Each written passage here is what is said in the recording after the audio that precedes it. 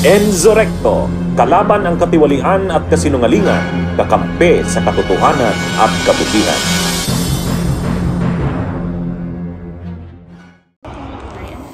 O mga kabunyog, mga kababayan, nag-react si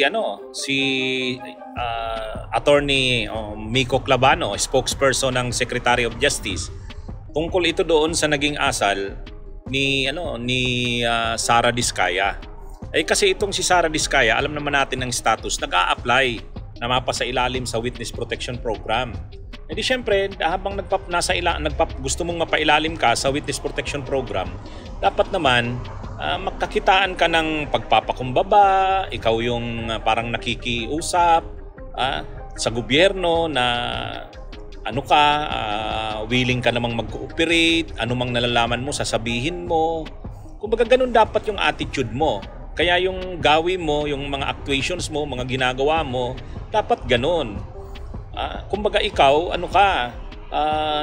parang hindi naman nagmamakaawa, pero nakikiusap nakikisuyo sa gobyerno na i-recognize ang kagustuhan mo na mag-cooperate. Tutulong ka sa gobyerno na mapanagot yung mga dapat mapanagot sa mga kaso, lalo na dito sa mga anomalya sa flood control.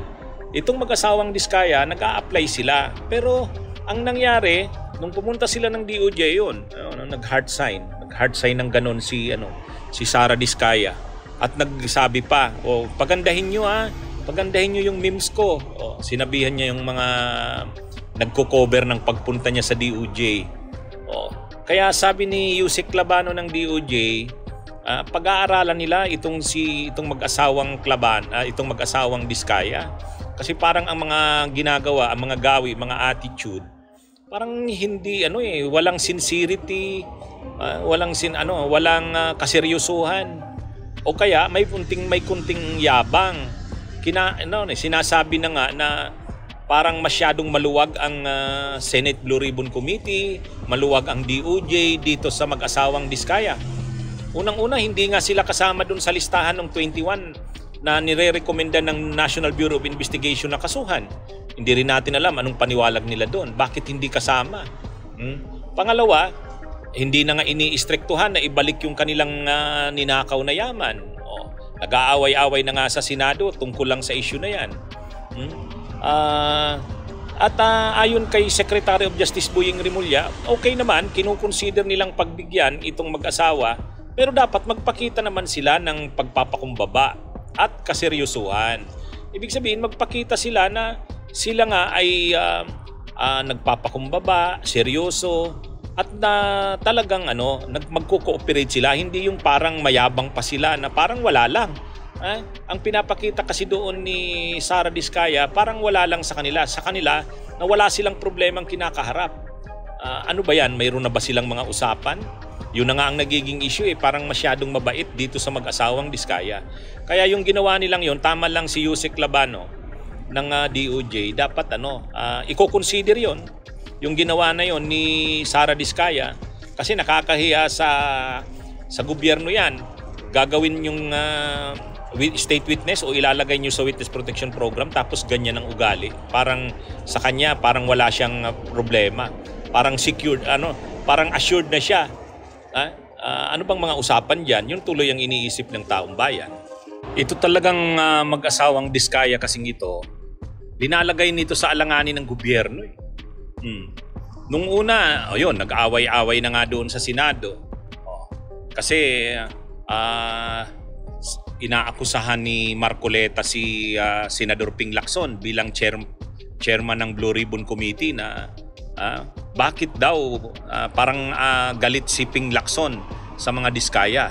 Ang sabi naman ni Ping Lacson, ikaw, bakit naman parang masyado kang protective sa mga Diskaya? Ang gusto kasi ni Marcoleta, wag nang pag-usapan ang pagbabalik ng ninakaw na yaman, gawin na kaagad state witness. Sabi naman nila Ping Lacson, hindi naman pwedeng ganun yun. Ganon din yung sabi ni Secretary of Justice Boying Rimulya at ng mga iba pang senador. Kaya nagkakagulo ang Senado tungkol dito kay Diskayang ito At ito naman kasing mga Diskaya, kung umaasta, yun na nga, sa halip na magpakita ng ng parang nagmamakaawa sila sa gobyerno, nakikiusap sila na gawin silang state witness o ilagay sa witness protection program. Parang hindi pa eh. Parang ang nangyayari sa tingin nila, sila ang mas kailangan ng gobyerno. Parang pinapakita nila na kayo ang may kailangan sa amin. At saka parang pinapakita ng mag-asawang Diskaya, may mga kausap na sila. Parang yari na yung assurance sa kanila na gagawin silang state witness. Kaya yung mga actuations nila, may pagkaano na, relax, chill lang. Samantalang dapat ang makita sa kanila na malaki ang problema nila, grabe ang pananagutan nila. Yun. Pero hindi makita sa ugali, sa ginagawa nila eh. Yun ang problema. Hi ma'am, good morning. Kumusta po? Okay. Maulan po ba? Yan lang. Hi sir. Good morning po.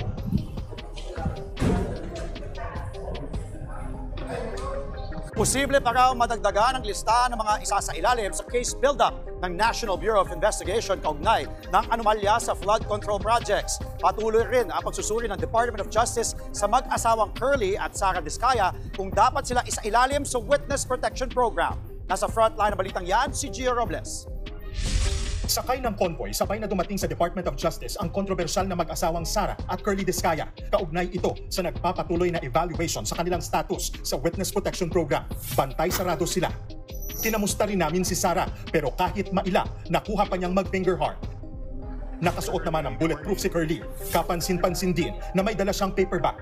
Kahapon, binigyang punto ni DOJ Secretary Boyeng Rimulya na dapat suportahan ni Curly ng ebidensya ang kanyang sinumpaang salaysay. Remember, this is probably the biggest scam, the biggest corruption issue. Kaya nga I want notes, I want ledgers, I want to be able to buttress yung testimonies given with other documents besides their affidavit.